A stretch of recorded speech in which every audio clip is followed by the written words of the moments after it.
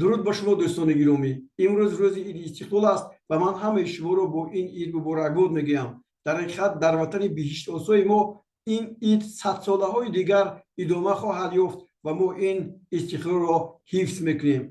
در عرفه عید استقلال دسته منتخب تاجیکستان، دسته نوی منتخب تاجیکستان برابری پتروشگرد یک بازی دوستانه خود را در سنگاپور برگزار کرد و توانست که در آنجا پیروزی به دست آورد. ما البته درباره این حرف می‌زنیم، اما سرپرستان ما شرکت فرمول 55 برای بازی بین دسته‌های منتخب جوانی تا 23 ساله تاجیکستان و استرالیا که روز 12 ساعت 23 در ورزشگاه مرکزی شهر دوشنبه برگزار می‌گردد، یک دسته بلیط ها را به ما دادند که شما مخلصان را با آن بازی فرستیم تا از دست ما بلیط گیرید و داخل آن گردید. اما شرطشون هم اونقدر زیاد نیست.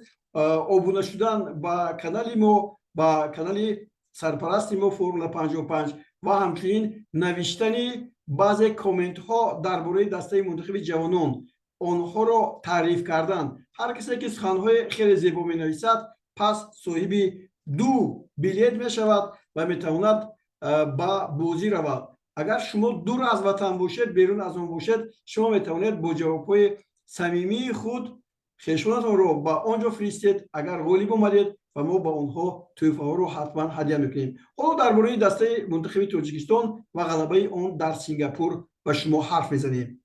وخوری بین المللی است و از روی دستور فیفا اینجا این بازی که برگزار می‌گردد و ردبندی تاثیرگذار خواهد بود و پتروشگرد با دسته نوش تبریک به این بازی اومد.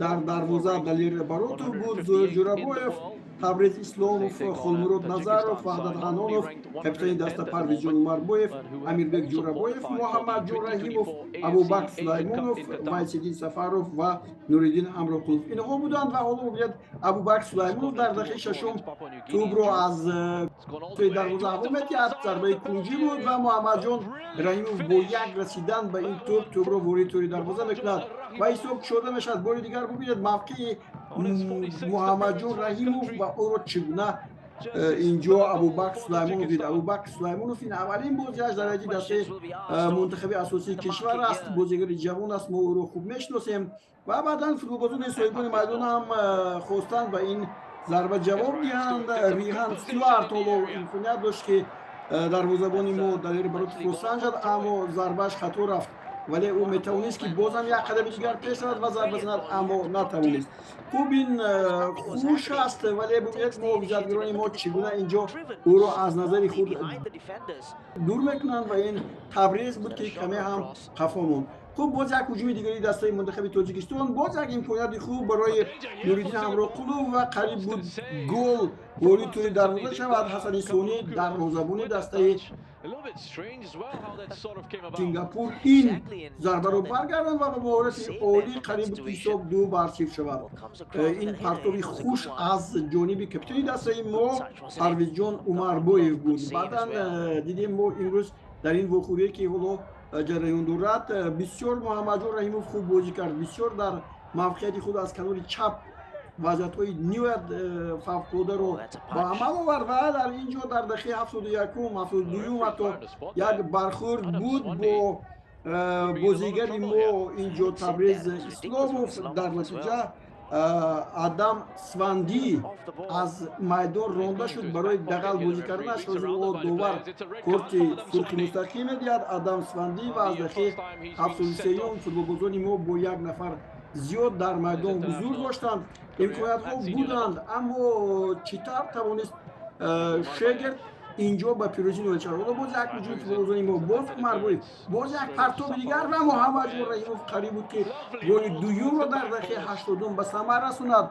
لات هم برداشت برای در وقتی باقی مونده ایستادن بازی کردن برای دشوار بود، ولی اینجا بچه‌ها کوشش خیلی زیاد کردند. سنگاپور در بازی‌های جام آسیا در فینال اون اشتراک نمیکند، اما فوتبالبازان دسته منتخب تاجیکستان که حالا اونجا بازی میکنن، حالا وحدت حنان باز یک وضعیت قلای و توپ دوم در دقیقه 95 وارد توی دروازه دسته منتخب سنگاپور میگردد و پتر شگرت حالا هجوم رو ببینید، هجوم بسیار زیبا، بسیار هم مجلل، هرچند کم بازی کردن بازیگران اما یکدیگر رو فهمیدند، میفهمیدند و در هر جا پیدا میشدند. هجوم‌های پای در پای فوتبالباز جوانی ما از خود سهم گذاشتند. وحدت حنانوف از پرسپولیس اینجا گل دوم رو با نشان رسونید و دسته منتخب تاجیکستان با روز استقلال یک شمامت شکوهی نو زم کرد و ما از اون خصوصا شدیم که بله فوتبالبازان دیگری هم هستند که هیئت اساسی نباشند، اما هم میتونن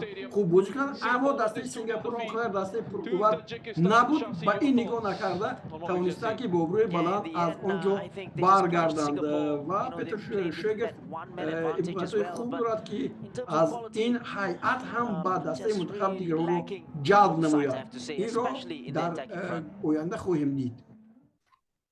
این بود دوستان گرامی اون خبری که من میخواستم با شما رسونم. حالا در ورزشگاه مرکزی شهر دوشنبه دسته منتخب جوانان تا 23 ساله تاجیکستان با دسته لاوس وارد رقابت شد. در این باره هم خواهم گفت. بیاید یک جای دسته منتخب جوانان کشور را در ورزشگاه دستگیری میکنیم تا توانند به بازی‌های چمپیونات آسیا سال آینده روند و حتی به بازی‌های المپیک هم راحت پیدا نمایند. این بلیط ها شما را انتظار است. کامنت های خود را نویسید و سخنهای صمیمی خود را با فوتبال تاجیکستان و دسته منتخب تاجیکستان رسانید.